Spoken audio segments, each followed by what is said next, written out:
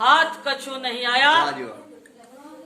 कहते हैं कि मैं करके मर गए अर्जुन योधा भीम, धरी धराई रहेगी सजनों हसनापुर की नींव। कोई वस्तु ना साथ चले, ये सब सामान पड़ा रह जा, बाग बगीचा कोठी बंगला ऊंचा महल खड़ा रह जा, जोड़ जोड़ धरी खाया ना खर्ची, माया आनी जानी है, ईश्वर भजन करया कर बंदे, जो तूने मुक्ति पानी है। साथ क्या जाएगा? जो हमने शुभ कर्म किए हैं, अच्छे कर्म किए हैं, वो ही हमारे साथ जाएंगे। एक होता है अभिमान और एक होता है स्वाभिमान। अभिमान और स्वाभिमान में क्या अंतर है? कहते हैं कि एक व्यक्ति है और वो व्यक्ति बड़ा धनाढ्य है। उसने कोई पूजा पाठ करवाई और कहने लगा कि मैं 1 लाख रुपया दान करना चाहता हूं। आचार्य जी आए, पंडित जी आए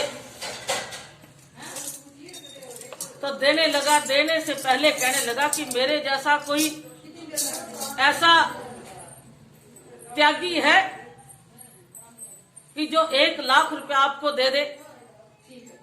देखो मैं 1 लाख रुपए का दान कर रहा हूं। अब जो आचार्य जी आए थे, विद्वान थे, संतों के पास गए थे, संतों की वाणी को सुना। अब उस आचार्य ने, उस पंडित जी ने क्या किया, अपनी जेब में से 1 रुपया निकाल करके उस 1 लाख की ढेरी में रख दिया। 1 रुपया कहने लगा कि आपने कहा कि मैंने 1 लाख का दान किया है, तो ये आपका घमंड बोल रहा है, ये आपका अहंकार बोल रहा है कि आपको आज दिन तक किसी ने 1 लाख रुपया दान नहीं दिया होगा। इस तरह से मेरी तरह देखो, मैं आपको दे रहा हूं।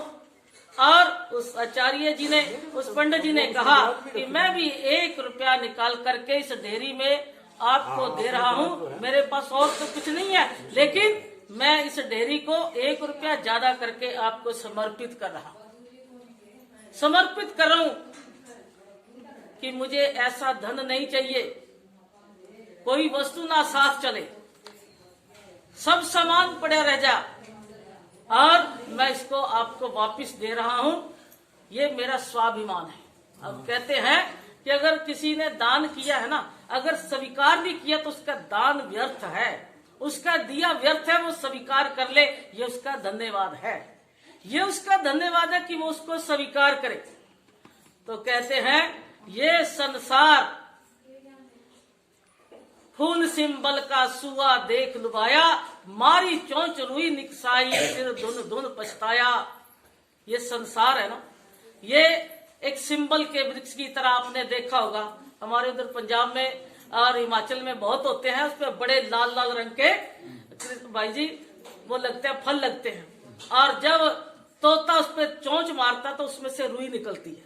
मैंने एक बार देखा, मैंने कहा ये क्या बड़ा सुंदर वो फल लगा मेरे को। तो मैंने कहा ये वृक्ष बहुत बड़ा है। बोले स्वामी जी सिंबल का वृक्ष है। मैंने कहा मैंने तो सुना नहीं, ये फल बड़े सुंदर लग रहे हैं, बड़े मीठे होंगे। जब उसमें से निकाल करके देखा तो उसमें से रुई निकली। ओहो, तब इस गीत की, भजन की मुझे समझ में आई कि मारी चोंच रुई निकसाई, सिर धुन धुन पछताया। ये संसार है, हम संसार में सुख को ढूंढ रहे हैं। सुख मिलेगा आज नहीं कल, कल नहीं परसों। कहते हैं नानक दुखिया सब संसार, ओ सुखिया जो नाम आधार। कहते हैं सब सुखी, सब दुखी हैं, लेकिन सुखी कौन है? जिसने उस नाम को ध्याया है, जिसने उस नाम को पाया है, वो सुखी है। और तो संसार में कोई सुखी नजर नहीं आता। ये संसार हाट बनिए की, सब जग सौदा लाया। बनिया ही क्यों कहा भाई, और क्यों नहीं कुछ कहा? क्षमा करना मेरे। हाँ ठीक है, क्यों और कुछ नहीं कहा? एक बार क्षमा करना, यहाँ हम सभी हम मिलकर के बैठे हैं। एक बार एक जाट की और एक बनिए की मित्रता होगी आपस में। हम यहाँ सत्संग कर रहे हैं, लेकिन एक उदाहरण देते हैं। अगर गलत हो तो मुझे क्षमा करना। मैं आपकी बेटी भी हूँ, आपकी बहन भी हूँ, आपकी संत भी हूँ। उन दोनों की मित्रता होगी, और मित्रता होगी। बनिया व्यापारी चणियों का व्यापार कर लिया, चणियों का व्यापार कर लिया। अब चने भाव बढ़े ना जी। अब बाणिया रोज सोचे कि आज भी भाव बढ़ेगा, चलो फिर बेचांगे, आज भी बढ़ेगा, आज भी बढ़ेगा। जो वो बढ़ा ही नहीं भाव, वहीं का वहीं। अब भाई दूसरा सोचे कि बेचे इसने, इसमें तो खराब हो रहे हैं, गुण लग रहा है। वो एक दिन दोनों ने आपस में लड़ाई कर ली। बोले मेरे चने तो तू वापस दे दे, मैं तो अपने में बेचूंगा, और तेरा चाहे कुछ भी हो जाए। गुण लगता जा रहा है। बढ़िया बेचारा सोचे कि क्यों, भाव बढ़ेगा तभी बेचेंगे। अब उसने बेच करके पैसे जेब में डाले आ गया।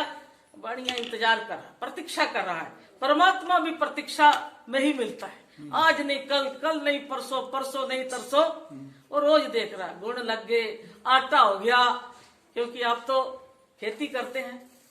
आटा हो गया तो राजस्थान में ऊंटों को बीमारी लगी। एक वैद्य के पास गए, ऊंटों वाले व्यापारी कहने लगे जी हमारे तो ऊंट मरते जा रहे हैं। वैद्य जी कहने लगे इलाज तो मैं कर सकता हूँ, लेकिन सामान तुम्हें लाना पड़ेगा, दवाई तुम्हें लानी पड़ेगी। बोले जी ले आएंगे, हमारे ऊंट बचने चाहिए। अब कहने लगे कि पुराने चने हो, घुन लगा हुआ हो, और वो चने जो है मेरे को चाहिए, उसकी दवाई बनाऊंगा। अब ढूंढते ढूंढते तब जी वो चले गए उसी बढ़िया के पास गए, कहने लगे जी हमें चने चाहिए। बोले दे दूंगा, वो थोड़ी ना कहेगा कि मेरे पास खराब पड़े हैं। बोले दे दूंगा। बोले जी हमें पुराने चाहिए। बोले पुराने मिल जाएंगे। कितने को पुराने चाहिए? बोले ज्यादा ही पुराने चाहिए। अच्छा क्या करना है? सियाना हो। बोले करना क्या है? बोले जी हमारे ऊँटों को बीमारी होगी और हमने इलाज करवाना है। वैद्य जी के बेचारा सच्चा था, व्यापारी जो है ना, बोले जी हमने इलाज करवाना है, हमें जो है दवाई बनानी है। बढ़िया सोचा कि आप फंस बोले भी मैं जो है ना आपको चने दे दूंगा, लेकिन मैं तोलियों के भाव दूंगा।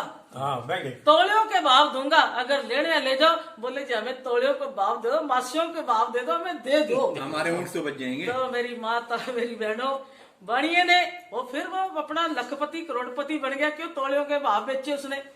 तो इस एक दोहा बनाया, बणज करेंगे बाणिये और करेंगे रीस, बणज करया था जाट ने बना ले 100 के 30।